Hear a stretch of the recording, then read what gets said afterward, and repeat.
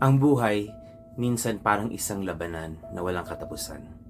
Problem left and right, broken relationships, stress, and uncertainties. Parang kahit anong gawin natin, hindi sapat. Minsan, gusto na lang natin sumuko. Pero sa John 16, Jesus gives us a powerful message of hope. In this world, you will have trouble, but take heart. I have overcome the world. John 16:33. Ito ang katotohanan. Si Jesus hindi nangako ng madali at perpektong buhay, pero nangako siya ng tagumpay sa kabila ng laban.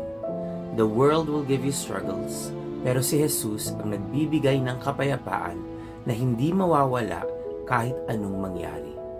He sent the Holy Spirit to be your comforter, guide, and strength. Ano ang kinakapitan mo? Ang sarili mong lakas na madaling maubos o si Jesus na nagtatagumpay sa lahat ng laban?